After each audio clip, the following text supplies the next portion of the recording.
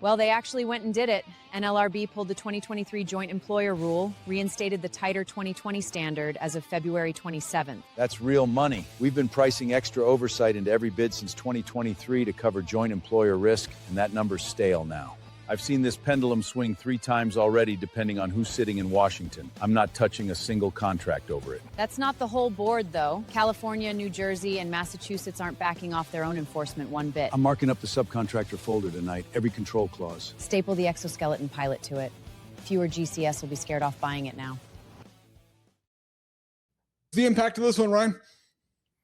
Yeah, this one's interesting because even though we have little support from the regulation side to lessen the legal weight of working with subcontractors, at the end of the day, I don't think anything's changed here for us from a prime contractor standpoint, Keith. We need to be very careful about how we are writing those agreements, what they're responsible for, what they're not, and always making sure that we're keeping a close eye on documentation and their quality.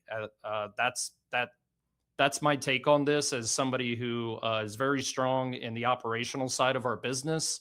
Hey, it's great that we have a little less legal liability, but nothing's going to change here at Division 7 as to how we work with our subcontractors, both on paper and in person. And I encourage the industry to act the same way. Awesome. Hey, I see you guys comments, and I see you guys in the comments there. I see Lauren out there in the comments. I see Mike is making stuff there in the comments. Thanks for joining myself and Ryan Resides. If you guys want to join the conversation as well, come join us live in the comments, or if you're listening to this on demand, come drop Ryan a note, come drop myself a note. We go live every Thursday on the Roofing Authority Network. This is the tie-in brought to you by Elevate. Hey, Ryan, we're wrapping up the Roofer's Desk. Jimmy, I missed this one a little bit earlier, but we're talking exoskeletons today. Yeah, I'm going to struggle with that one. Hey, Ryan, as we were setting it up yesterday, you're like, hey, Keith, so the notches in the roofing industry. Dude, we got a French Paralympian, Kevin Payet, paralyzed since the age of 11. Check this out. Jimmy, run this clip, man, so we can check this out.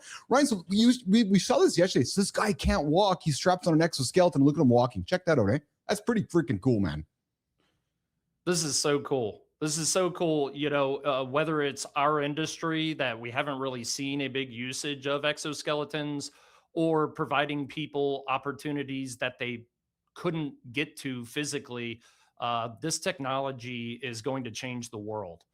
It's absolutely going to change the world. And you're seeing a person who's paralyzed, walking for the first time with this skeleton. And we're going to talk with Michael McKinley from Sudex here in a few moments about how it's changing the roofing industry.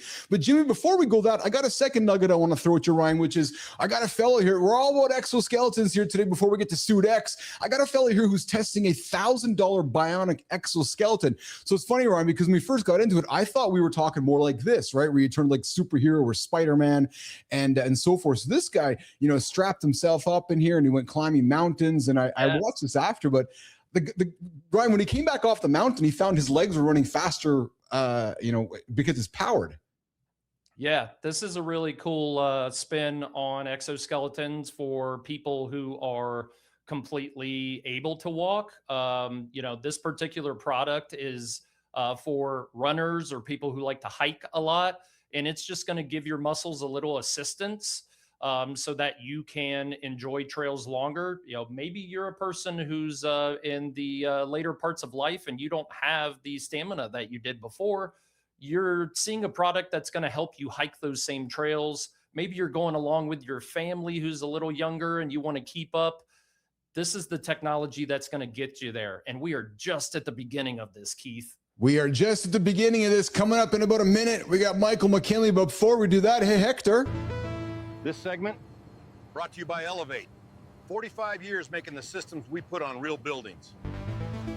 You want to keep learning what actually matters up here? Hit that subscribe button. Every week, real roofing. No hype, no fluff. From guys who have done the work. That is it from the field. Elevate has got the systems. You have got the roof. Keith, John, bring it home.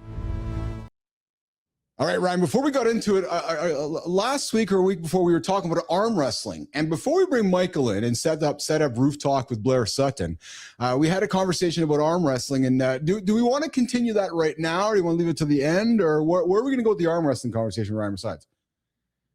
Arm wrestling conversation. I was hoping that we would have a inner office arm wrestling challenge, and then the defender would show up, who's our company mascot, Yes. and the winner would take him on.